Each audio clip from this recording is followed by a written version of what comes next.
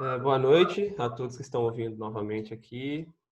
Espero que vocês tenham mais um ótimo encontro, conversa, que vocês possam aprender, que possamos aprender um pouco mais hoje juntos. Hoje quem vai trazer a abordagem será a Patrícia, que ela vai falar sobre bullying, especificamente do contexto escolar. Se vocês tiverem dúvidas posteriormente, quem estiver ouvindo, fique à vontade para mandar mensagem. Ela vai se apresentar, então. E é isso, gente. Boa noite, eu sou Patrícia Santana, de Salvador, Bahia. Sou pedagoga, psicopedagoga, psicanalista clínica, especialista em educação infantil e neurociências. Atualmente, estou como professora universitária da turma de Pedagogia e Psicologia e trabalho durante o dia, manhã e tarde, com turma de 5º ano. E hoje eu vou trazer o tema para vocês: bullying não é brincadeira. Se você já sofreu pressões, rejeições, acusações ou perseguições por algo que já faz parte de vocês, ou talvez ter ouvido piadas sobre seu peso, sobre a sua personalidade, sobre a sua cor da pele, sobre o seu cabelo, sobre o seu corpo, por algo que faz parte de você, então saiba que você faz parte das milhões de pessoas vítimas de bullying. Então, o que é bullying? Bullying é uma prática de atos violentos, intencionais e repetitivos contra uma pessoa indefesa que podem causar danos, sejam eles físicos ou sejam eles psicológicos. Então, há 3 grupos envolvidos no processo de bullying, que é a vítima, aquela que sofre as agressões, agressor, vítima também, porque antes de ser um agressor, ele é vítima também ele já foi anteriormente vítima de bullying, e tem os espectadores, que são aquelas pessoas que veem, mas se mantêm longe, porque ele tem medo de se envolver e se tornar uma vítima posterior do bullying. Então, bullying significa tirano, brigão e uma pessoa violenta. 6 de novembro de 2015, foi sancionada a Lei 13.185, onde é feito um programa de combate ao bullying. Esse programa vai para as escolas, e as escolas precisam desenvolver durante um ano conscientização a esse ato violento. Existem várias formas de bullying, tá? Dessa prática violenta, e ela pode ser física, tá? Quando empurra, quando chuta, quando belisca, quando bate. Elas podem ser verbais, com apelidos, xingamentos, zoações. Elas podem ser materiais, quando a pessoa, o agressor, ele danifica, ele estraga algo seu, onde ele rouba, onde ele furta. Podem ser morais, com calúnias e difamações. Podem ser psicológicas, e essas são as piores, como ignorar, desprezar, perseguir, amedrontar, chantagear. E virtual, tá? Que a gente costuma se chamar de cyberbullying, quando eu pego foto da internet ou quando eu começo a fazer zoação do outro na internet. O bullying ele é extremamente agressivo, ele é extremamente violento, e as pessoas envolvidas nesse processo, as vítimas e o agressor envolvido nesse processo, têm questões emocionais muito afetadas.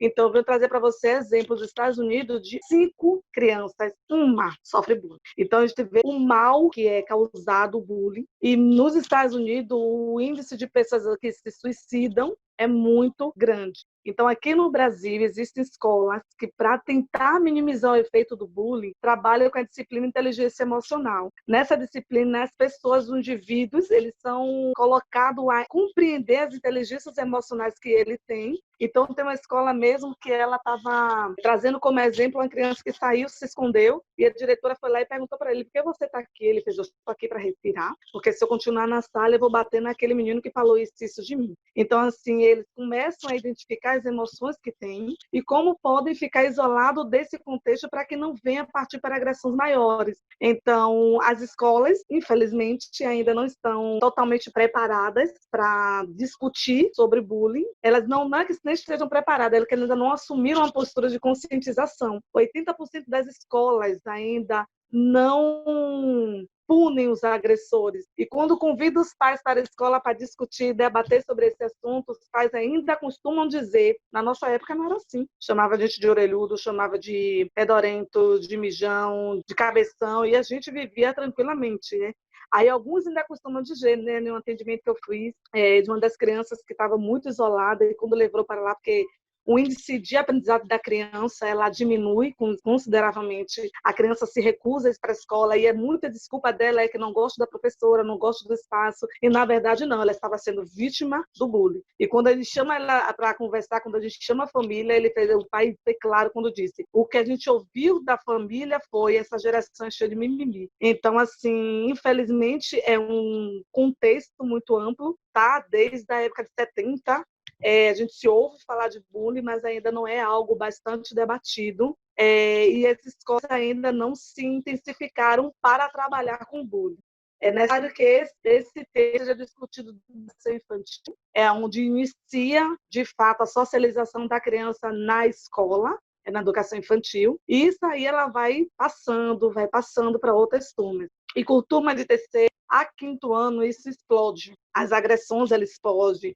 Porque o agressor, ele quer ser bem visto, ele quer ser bem quisto, ele quer ser dono do pedaço e ele precisa se impor. E as principais vítimas desse agressor são aquelas pessoas que tiram a melhor nota, são aquelas pessoas que são aqueles alunos que são novatos na escola, são aquelas pessoas mais tímidas, mais introspectivas. Então, esses são o principal foco. Um agressor de bullying, ele de forma nenhuma vai procurar uma pessoa que seja forte emocionalmente para debater com ele. Tu vai procurar alguém que seja bem mais fraco.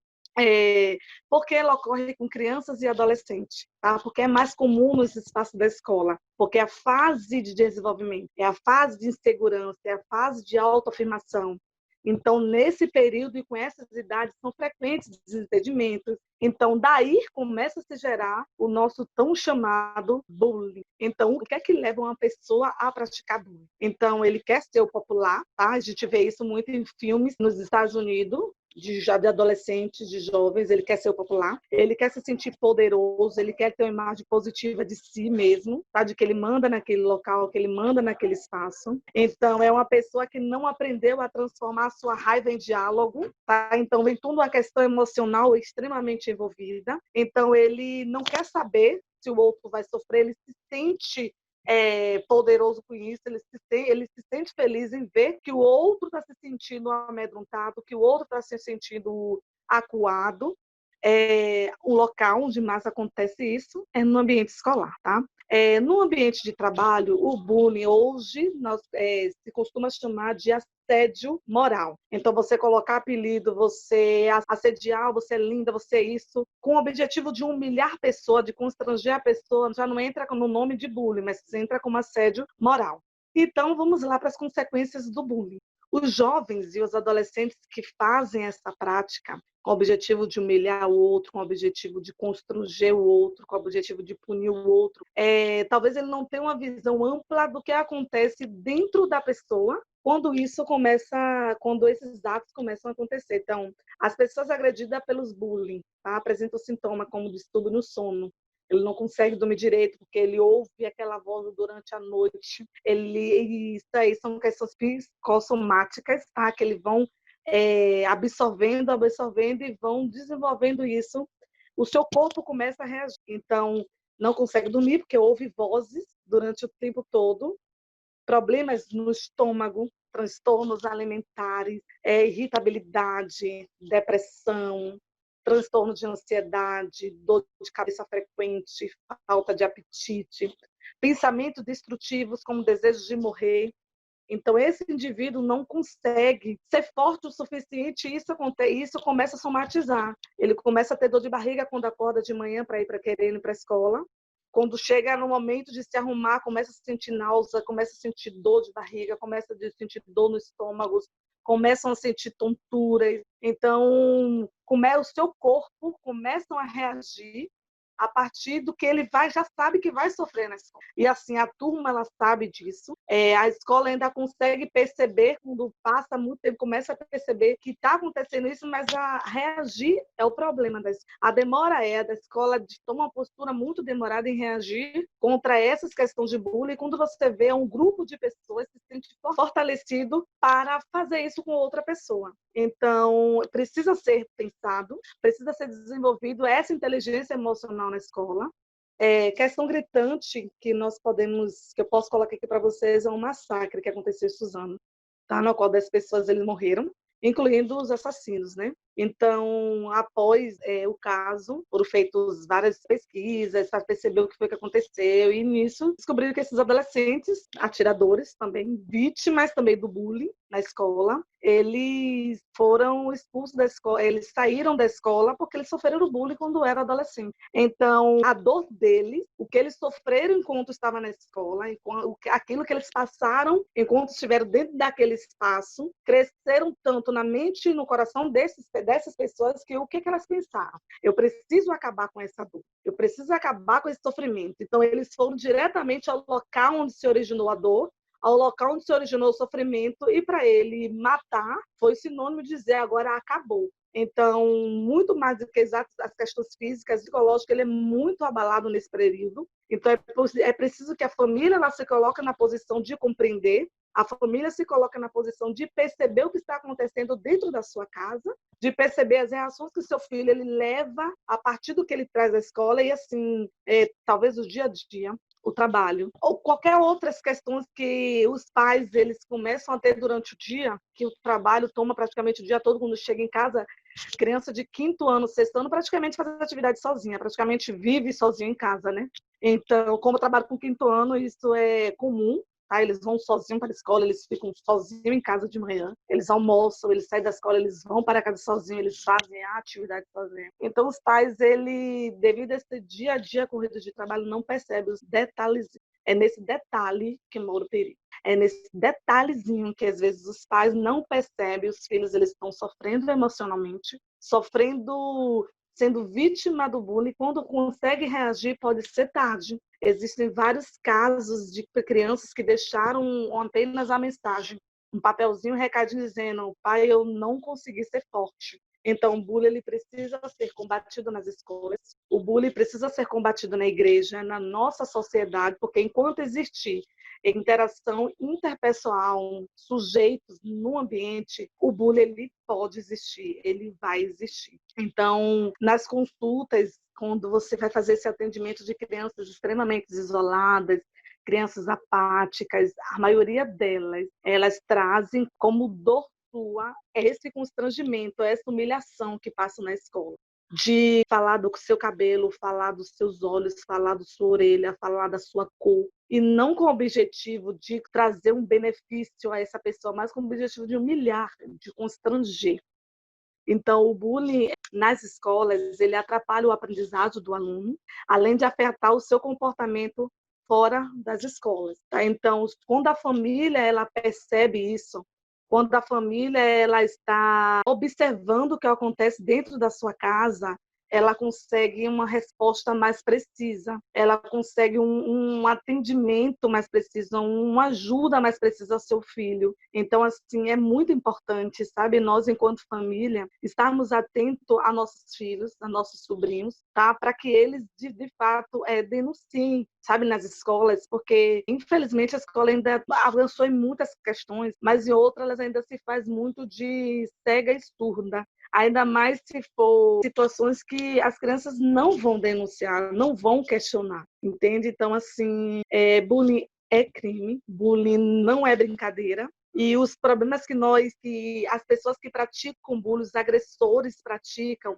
trazem a mente da pessoa, a mente do sujeito, sabe? São problemas que dificilmente, se não for identificado rápido, um psicólogo vai conseguir mediar. Então, as crianças mais tímidas que têm dificuldade em se posicionar, as crianças os alunos mais novatos que ainda não conhecem o ambiente, aqueles alunos que têm um nível maior de conhecimento e conseguem tomar nota alta, eles vão ser os alvos preferenciais. Por quê? Porque são pessoas que o agressor entende que emocionalmente são mais fragilizados. Semana passada, eu fui olhar no Instagram e aí um colega colocou assim: que geração mais ridícula. Tudo é bullying. Na minha época era chamado disso, daquilo outro, e ninguém morreu. E aí eu coloquei para ele assim: você pode ter sido emocionalmente forte, de ter conseguido levar tranquilamente essas questões antigas. Mas lembra de tal colega nosso, que durante uma piada com ele, ele pegou um apagador e um botão forte que bateu na cabeça da colega? Esse daí, emocionalmente hoje, como é que ele está? Aí ele parou e fez assim, ó: difícil conversar com um educador. Aí eu fiz: não é difícil quando nós colocamos no lugar do outro. O problema nosso hoje é achar que tudo é natural. Então, uma palavra carro-chefe para bullying é empatia. Eu preciso me colocar no lugar do outro para saber se as brincadeiras que eu faço, né, foi tudo te magoar e de ferir, é sadia e não é. Por isso que a escola ela precisa estar preparada para essa demanda. As escolas precisam ter psicólogos, psicopedagogos que possam mediar esse conflito e precisam, de fato, trabalhar a questão da inteligência emocional. Porque as crianças hoje, emocionalmente, elas estão fragilizadas. As crianças hoje, emocionalmente, estão mais carentes. Ah, por que você disse isso, Paty? É estudo que você fez? Não. A partir do meu atendimento, ano passado, eu fiz 6 meses de atendimento para meninos de ensino fundamental 2. E nas conversas com eles, muitos que foram atendidos foram crianças vítimas do bullying, tá? No Fundo 2, que é o pior momento, né? Que são meninos já maiores, que já estão botando barba, que já se sentem homem, que já se sentem másculos. E a maioria deles que foram atendidos, a escola erroneamente enviou a gente somente os vítimas, sabe? E não os agressores. Então, assim, ela mediou apenas tentar identificar e tentar ajudar as pessoas que eram vítimas. Quando a gente questionou, e os agressores? Se a gente não tomasse, se a escola em si não tomar uma postura de resolver com os agressores, de chamar os agressores para suas responsabilidades, isso vai continuar se perpetuando na escola. A Paty, de novo eu pergunto, resolve? Sim. Nos Estados Unidos, tá? Tô pegando um gancho dos Estados Unidos, que é um lugar onde é um foco muito grande, tá? Do bullying. Nos Estados Unidos, quando eles fazem o bullying com determinada pessoa na escola, as escolas, ela convida os pais para uma palestra. Então, os pais desses agressores, junto com os agressores, eles participam de uma palestra sobre bullying, sobre esse ato, sobre essa violência, sobre essa humilhação. Se isso não for resolvido nos Estados Unidos, se for residente, a família paga uma multa que chega no valor de R$ 1.700 aqui no Brasil. Eu não sei se isso já aumentou, mas eles chegam a pagar uma multa, ou seja, chama a família as responsabilidades do ato do seu filho. Então, é uma forma de você dizer à família, você precisa estar atento ao que seu filho anda fazendo. Você precisa estar atento ao que acontece dentro da sua casa. Então, assim, a família precisa ser chamada a essa responsabilidade, porque a família, muitas vezes, ela se isenta de toda a responsabilidade com a criança. O professor é o pedagogo, é o professor é o psicólogo, o professor é o médico, o professor é o psicanalista, o professor é a babá, o professor é tudo. E a família, ela é isenta da sua responsabilidade. Então, qual o lugar que mais dói na família? É dinheiro. Então, você chamar a família para a sua responsabilidade na escola, dizer a ela, pai, eu preciso que você me ajude, que nós, enquanto escola, não estamos conseguindo dar conta. E se a gente deixar isso passar, e se isso for passando, o que é que vai acontecer? Nós vamos ter crianças mais vulneráveis futuramente, mentalmente e emocionalmente, e nós vamos ter o seu filho no ambiente de trabalho, porque uma pessoa dessa que não é paralisada, sabe? Lá na educação infantil, que não é chamada a sua responsabilidade dos seus atos. No Fundamental 1, no Fundamental 2, ele vai crescer um adulto que vai querer se posicionar como alguém que é o dono do pedaço, é o popular, é o poderoso. Então, assim, escola, família, sociedade precisa compreender que bullying não é brincadeira, que bullying dói, que bullying machuca, que bullying fere. E aí eu fiz uma referência muito interessante de onde está isso na Bíblia.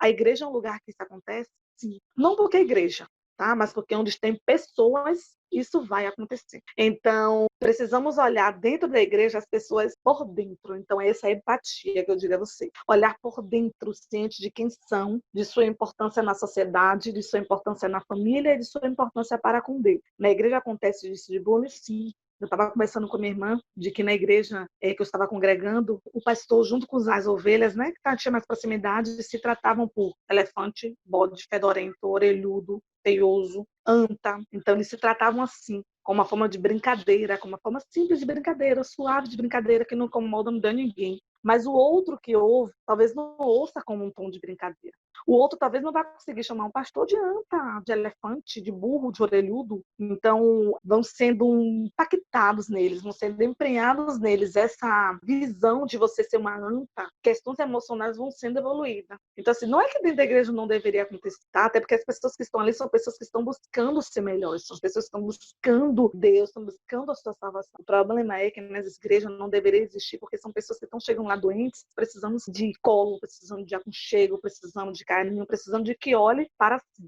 Então, eu trouxe aqui o 1 João Ele diz assim, aquela pessoa que diz estar na luz, mas odeia o seu irmão, sabe?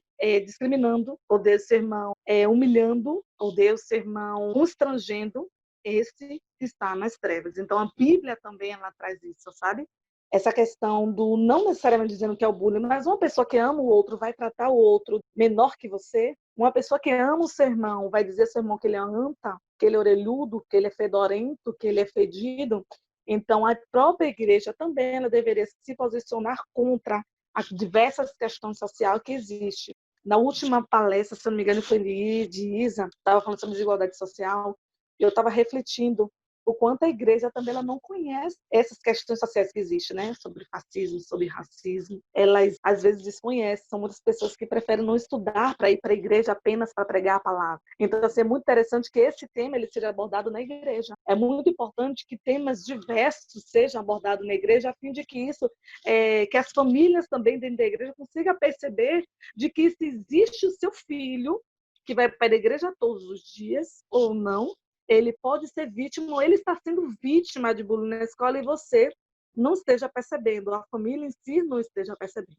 Então, assim, eu queria dizer a vocês, se vocês tiverem pergunta para fazer, fiquem à vontade, quem quiser colocar também.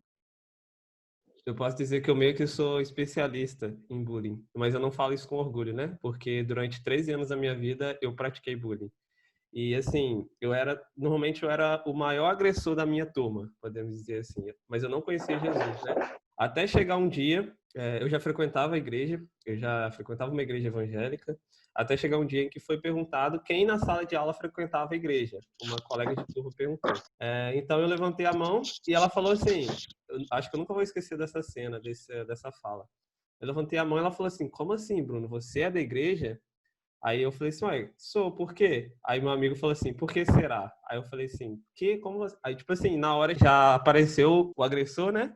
Eu já falei assim, o que você tá falando? O que você quer dizer com isso? Aí ele já baixou a orelha, digamos assim, né? Então, assim, durante muitos anos eu tive essa prática, só que só hoje eu tenho o conhecimento do que me levava a fazer isso. Assim como você falou, não é só a pessoa que é violentada, que sofre o bullying, que vai ter problemas ou que pode ter problemas. Normalmente o agressor ele também carrega isso consigo. Seja medo de rejeição, porque já tem rejeição, seja em casa ou seja na comunidade, ou às vezes carrega traumas que o leva a ter pensamentos autodestrutivos, que faz com que ele tenha que se posicionar de uma forma diferente para que ele seja aceito no local em que ele se encontra. Exatamente. Então, assim, hoje eu consigo reconhecer muitas coisas que me levavam a fazer isso, só que aí às vezes eu fico imaginando como que estão as pessoas que durante anos eu pratiquei bullying, sabe? Durante anos eu vi sofrendo, eu fiz sofrer, digamos assim. Hoje eu, olhando para personalidade, características, famílias que eles possuem, eu, assim, claramente eu posso ver, eu posso acreditar que muitos deles ainda carregam traumas ocasionados por esses bullying que eles sofreram não apenas de mim, mas durante todo o ensino, educação básica. Então, assim, é claro que não é um peso que eu carrego, né? Porque Cristo me libertou disso. Sim. Só que eu me preocupo, de certa forma, com o que isso possa ter levado as pessoas a viver. E como você disse, não é um assunto abordado na igreja. Porque, por exemplo, eu falei que eu frequentava a igreja, só que eu nunca tive nenhuma palavra dessa forma que me explicasse o quanto isso é ruim, até porque isso é algo que eu creio que começou a ser discutido nos últimos anos agora, já estava terminando o estudo. Então, assim, talvez eu tivesse na salinha da escola, da EBD lá, na salinha da igreja, um direcionamento, uma explicação, ou seja, uma repreensão, porque muitos na igreja me conheciam também da escola. Talvez isso poderia ter sido diferente. Então, isso mostra a importância disso ser abordado no ambiente da igreja para crianças, adolescentes, às vezes na salinha da EBD, de uma forma que faça ligação até mesmo com a própria Bíblia, com Cristo, Sim. com o Evangelho, porque acho que isso pode evitar muitas dores, muitas práticas negativas, sabe? Muitas agressões, sejam físicas, psicológicas ou verbais.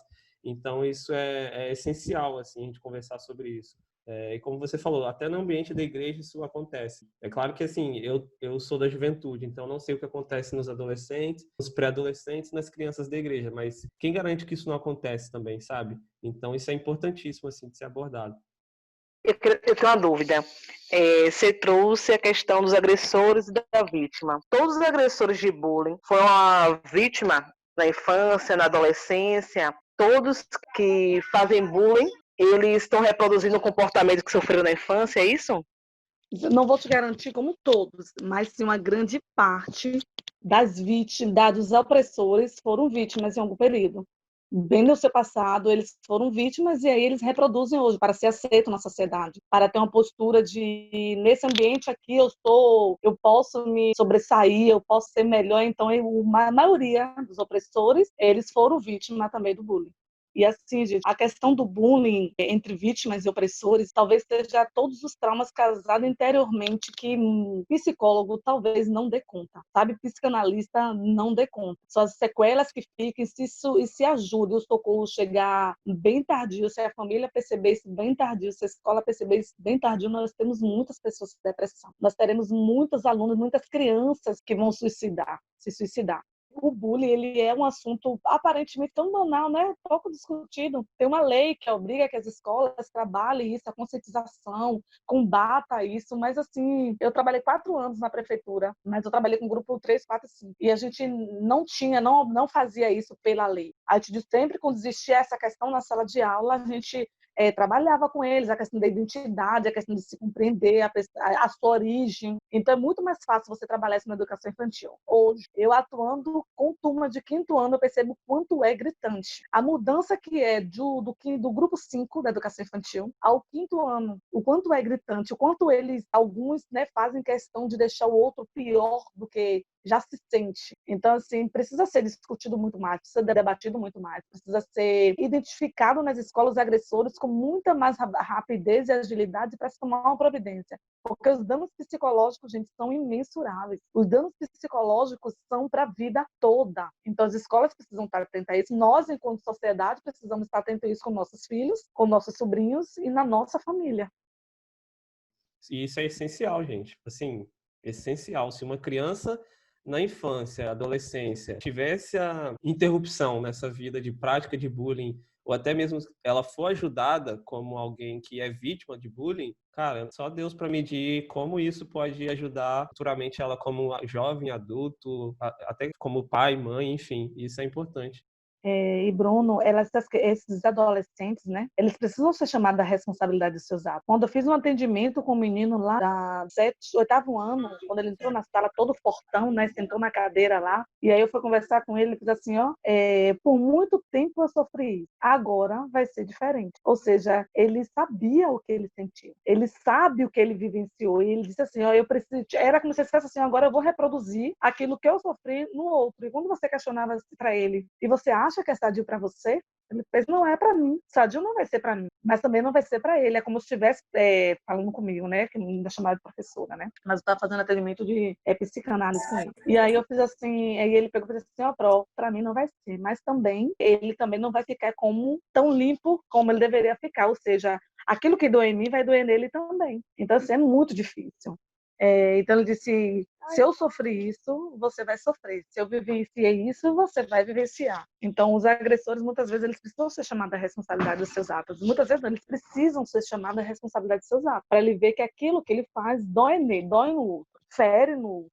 Importante para a gente trabalhar isso futuramente nos nossos filhos, tanto com trabalhar para que eles não sejam agressores, né? Valorizando o outro, valorizando a personalidade do outro, a individualidade do outro, e também trabalhar a identidade deles próprios para que o bullying que eles possam sofrer não possa afetar na identidade deles, que eles se entendam, Exatamente. Se reconheçam como filhos de Deus, como pessoas que têm valor e tudo mais. Então, assim, isso precisa começar também em casa. Mas é claro, isso não anula que a igreja também pode e deve fazer como alguém que está ali inserido na comunidade e deve, de alguma forma, influenciar nessa comunidade, né?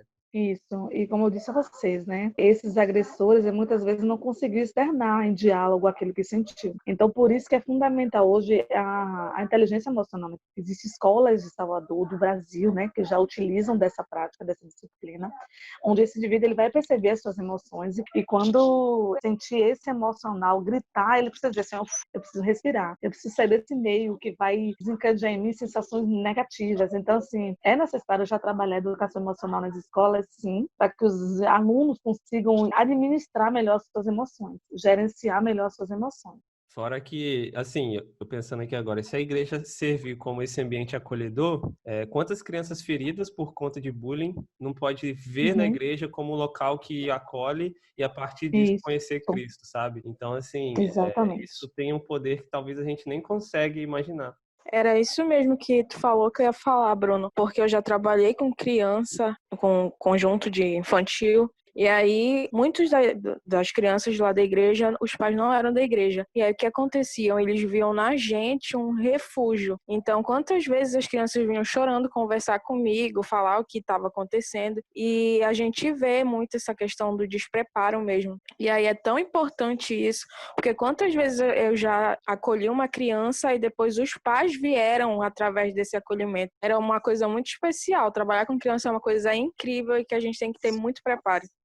Quando você estava falando, né, questão de educar as crianças, me veio muito aquela frase, né, que é mais fácil construir crianças do que consertar homens, né? Então, eu vejo que como a igreja ela tem um papel fundamental nessa construção do caráter da criança, né? Trabalhando as questões da inteligência emocional, como você falou, né? E como às vezes eu via muito na igreja, nas instituições, né?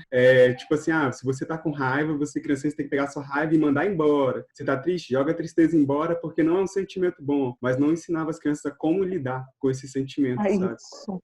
Aceitar. E como que, quando eu fui conversar com a líder do Ministério Infantil lá da igreja, tipo assim, abriu uma luz para nossa cabeça, sabe? Pra gente mudar a forma como a gente trabalhava e tal. Porque se a gente como educador, né, nós como referência para as crianças, dizemos que elas têm que jogar os sentimentos ruins fora, elas vão jogar um para cima do outro, sabe? Ou não vão saber lidar. Então, acho que é muito importante a gente trabalhar dentro da instituição religiosa, principalmente, como que Cristo lidava com as emoções dele, sabe? Para ensinar as crianças. É muito mais fácil para mim, né, educar as crianças do que lidar com um jovem que já está bem deteriorado, sabe, emocionalmente. Isso. E como é importante, né?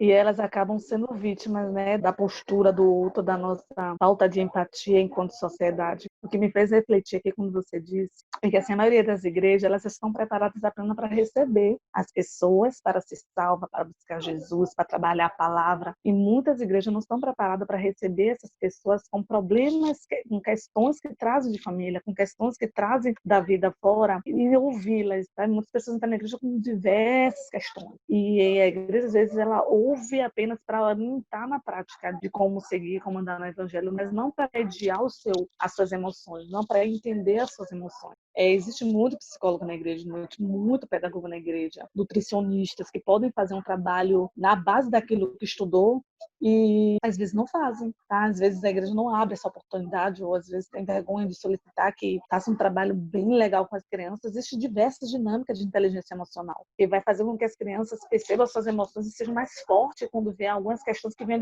desestabilizar. Então, assim, é muito importante a gente ter um olhar mais sensível ao futuro da nossa nação, ao futuro do mundo, sabe? Então, é essa sensibilidade que está faltando na sociedade, no contexto geral, no que está a igreja, no que está a escola e no que está a família, né? Todos juntos nessa parceria.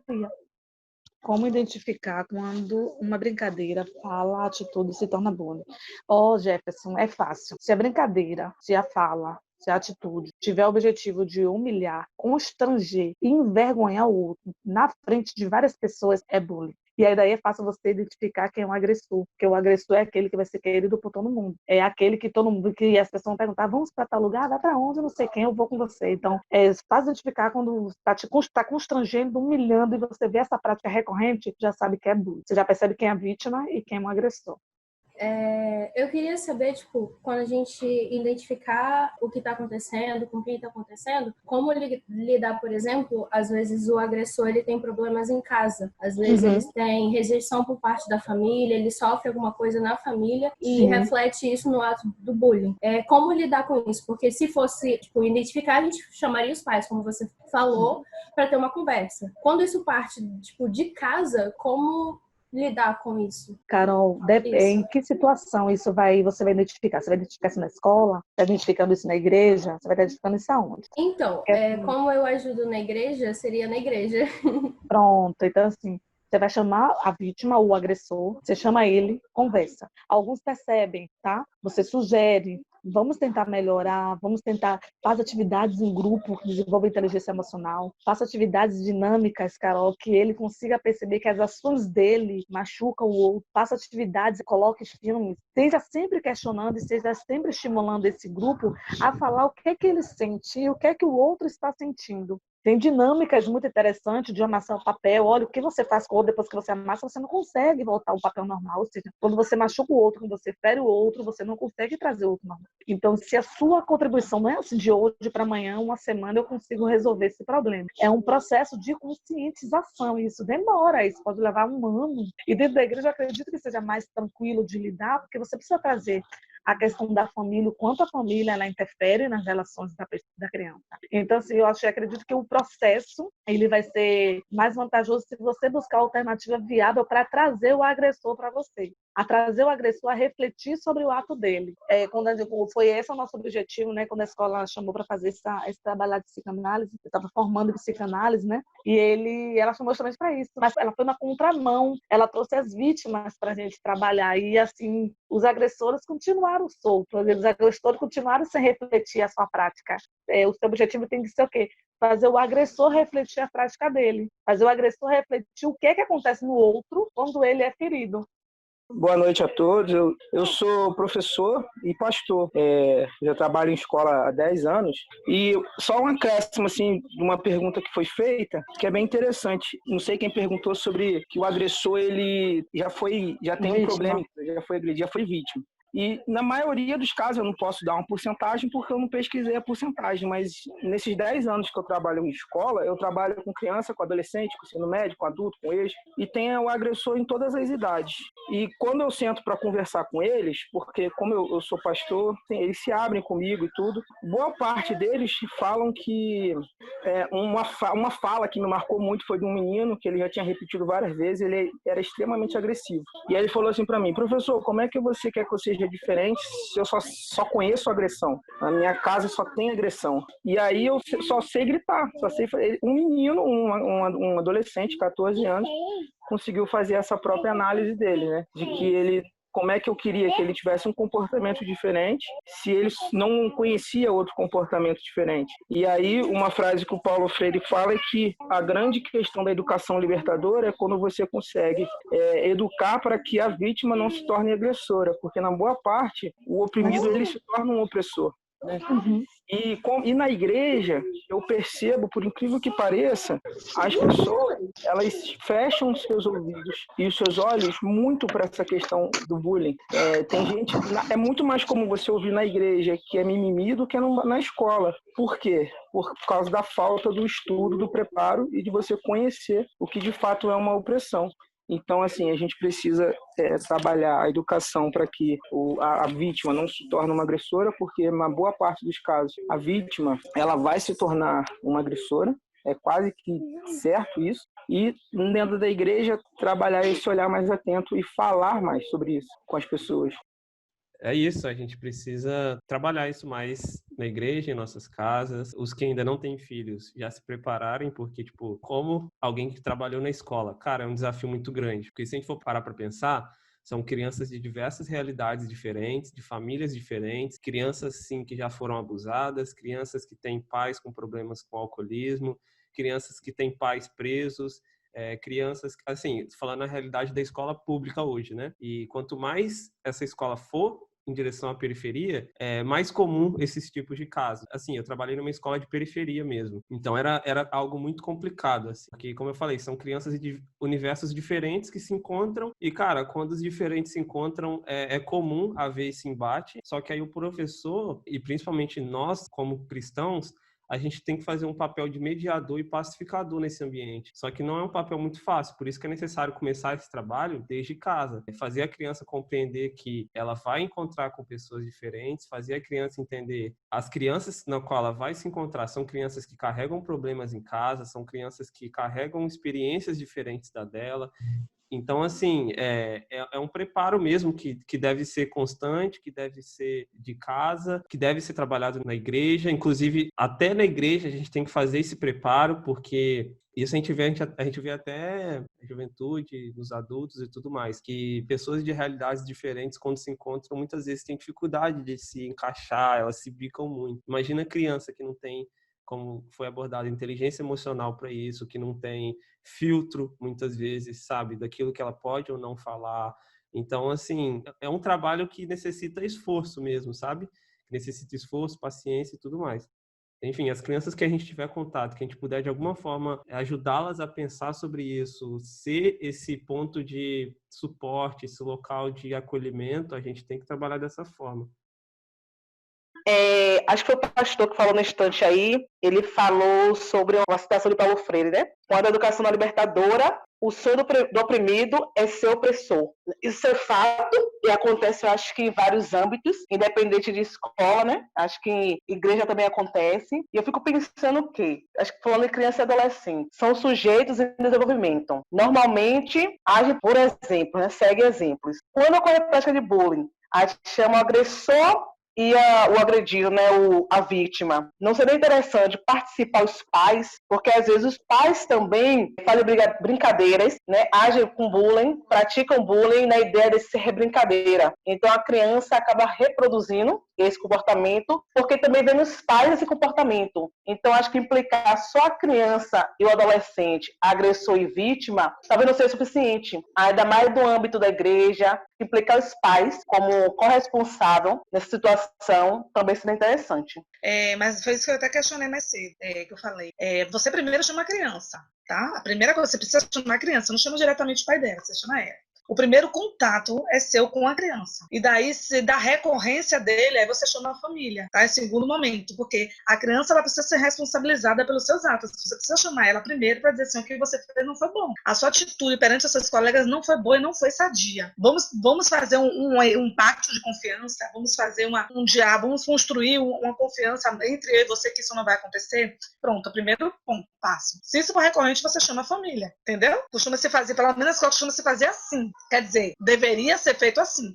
E depois a família ela vem. E aí a família também ela vai ter que passar pelo processo. Todos vão ter que passar pelo processo e ser envolvidos. O problema maior é quando a família chega, muitas das vezes, os pais do agressor acham isso um mimimi. Ai, uma palhaçada. Ai, na minha época eu fui orelhão, na minha época eu fui gordo, na época eu fui cabeção. E agora não pode fazer mais porque essa geração reclama de tudo. O problema maior está nesse retorno da família quando ela chega na escola.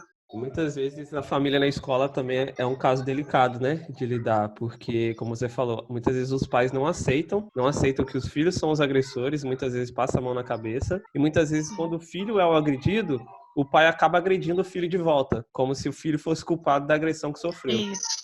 Então, assim, é muito delicado, assim, esse contato com os pais, pelo menos nas vezes que eu vi, sempre foi algo muito, assim, que era devagar, que era necessário paciência, que a pedagoga tinha que ir com o máximo de cuidado possível, até porque a gente não sabe a realidade dos pais, e às vezes, como teve casos lá, o pai era alguém totalmente agressivo, que fez até ameaças, às vezes era alguém, sei lá, alguém com passagem no tráfico. Então, assim, são realidades que são comuns nas nossas escolas e eu diria até mesmo nas nossas igrejas, tá? E agora é uma pergunta. Como eu chego para uma criança que vem de uma realidade violenta, com os pais violentos e que eles negam essa educação violenta, essa violência dentro de casa, e como que eu vou chegar para fazer o diálogo entre esses dois? Interessante, Bruno. Trabalhar com essa criança na sala de aula as questões de dinâmica, de grupo.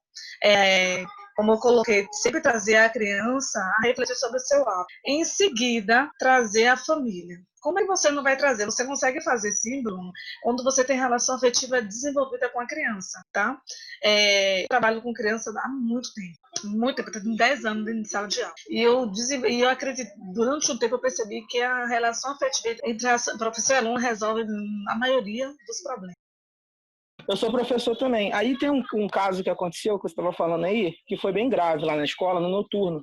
A menina pegou uma faca e um prato de vidro, e ela jogou um prato na garota, só porque a garota tinha pisado no pé dela. E depois ela pegou uma faca, ameaçou a menina de matar e tal. E aí as coordenadoras ficaram desesperadas e ninguém conseguia acalmar a garota.Ela estava completamente descontrolada. E a única pessoa que conseguiu conversar com ela e dialogar com ela fui eu. Por quê? Porque eu já tinha dado aula para ela desde do 9º ano, ela era do 2º, e ela me respeitava muito. Inclusive, ela já tinha até ido na minha igreja.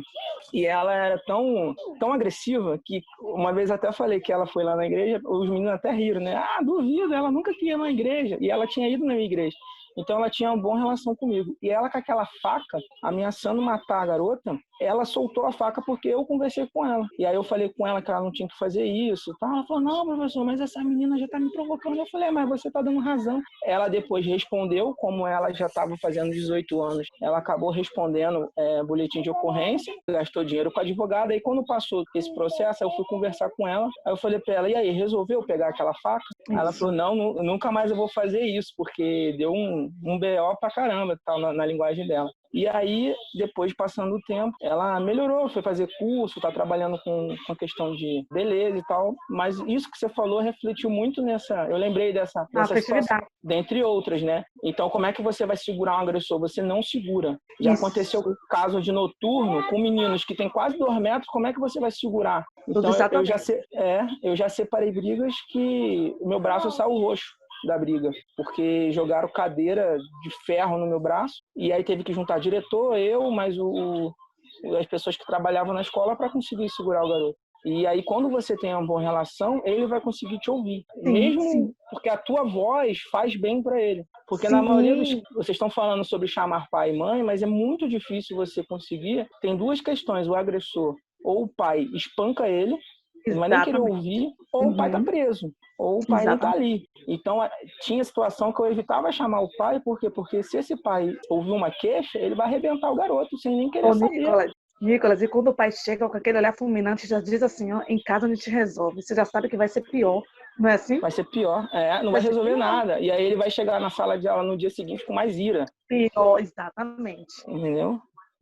Já teve caso do menino chorar, desesperado, professor, por favor, não chama meu pai, não chama. Tá entendendo?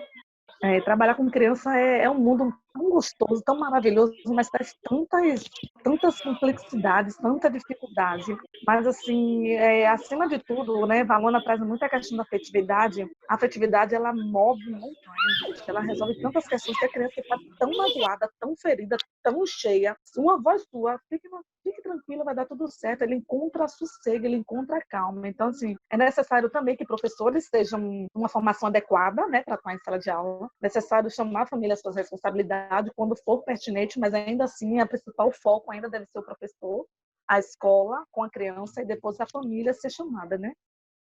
Uma coisa que eu acho importante a gente falar também, assim, baseado em experiência própria, né? E trazendo para a realidade da igreja, quando a gente trabalha com projetos sociais, crianças em situação de vulnerabilidade social e tudo mais. Uma coisa que é essencial para você trabalhar com agressores é você separar os agressores e trabalhar individualmente. Pelo menos isso foi o que eu percebi. Porque quando você coloca um agressor do lado do outro, todos eles vão querer se mostrar como superior. Então, ninguém vai querer baixar a guarda para conversar, para ceder e tudo mais. Mas quando você traz para esse contato individual, aí a gente pode chamar até de discipulado, aí ali você vai conseguir ganhar o menino de uma forma mais verdadeira, mais simples, mais fácil, né? Porque se você levanta a voz ali, fala, olha, fulano, não faz isso, isso, vem cá, e você quer tentar demonstrar algum afeto, no meio dos outros ele vai falar assim, sai fora, tipo, eu não quero isso. Mas quando você traz para ele, você e ele, sabe, ele vai, tipo assim, ele vai se sentir cuidado, porque como foi falado, muitas vezes esse cuidado, ele não tem em casa. Ele não tem esse carinho em casa. Eu lembro de uma experiência que um dos caras que trabalhava nesse projeto comigo falou, que um dia ele estava jogando futebol e o menino machucou a perna. Ele pegou o menino no braço, diz ele que o menino tava tremendo. Tipo assim, quando ele pegou o menino no braço, o menino tava tremendo. Aí ele perguntou, por que você tá tremendo? Ele falou assim, porque ninguém nunca me pegou no colo. Tipo assim, ninguém nunca teve esse contato, esse carinho comigo. Quando ele me contou aquilo, eu tô até arrepiado pensando nisso. Porque são meninos que, se você olhar assim, você fala, nossa, esses meninos são muito agressivos. Mas quando você demonstra um afeto, eles se desmontam. Porque não é algo que eles são acostumados a sentir, sabe? E se ele vive a vida toda em agressão em casa, ele vive o tempo todo agressivo. Um professor que consegue enxergar além daquilo que ele apresenta, pô, é outra coisa, é outro mundo. É isso aí, gente. Educação é vida, é o que move, sabe? Eu digo direto que a única coisa que eu sei fazer da minha vida é dar aula. A única coisa que eu sei fazer é dar aula. Então, assim, apesar de estar atuando na faculdade, meu xodó, minha paixão é trabalhar com educação infantil fundamental 1, porque você consegue enxergar neles e assim, tem uma menina que diz assim, prova você dá aula aqui na faculdade, mas eu não me vejo você saindo da sala de aula. E eu me sinto como isso, né? Eu me sinto assim, que uma vez uma mãe falou assim, para o que seria dele sem você? Então, assim, eu me sinto que se eu saísse da sala de aula, tivesse que abrir uma escola e virar uma diretora, ou fosse por uma questão de trabalhar em hospitais como psicopedagoga, ou desenvolvesse meu lado de psicopedagoga, como eu trabalhei 1 ano fazendo atendimento. E eu disse, eu não quero isso. Eu quero poder mudar a vida de um aluno durante um ano todo estando ali com ele, sabe? E assim, para mim, isso é gratificante quando você atua diretamente com um aluno. Eu tenho uma turma de 28 alunos e eu faço aula online com 27, 26, 23 alunos. E você dificilmente consegue. Na escola mesmo são 3, 4, eu tenho 23 alunos atuantes de 28 alunos na sala, numa aula online todos os dias. Então, assim, a relação afetiva que você desenvolve com esse aluno, que você desenvolve com a família, você tem retornos enormes. Sabe? Eles ficarem 1 hora ouvindo você dando aula, corrigindo a atividade, prestando atenção e aí você diz, poxa, isso é um ganho, é outra coisa, viu? Pronto, Bruno. É isso. O papo foi muito bom.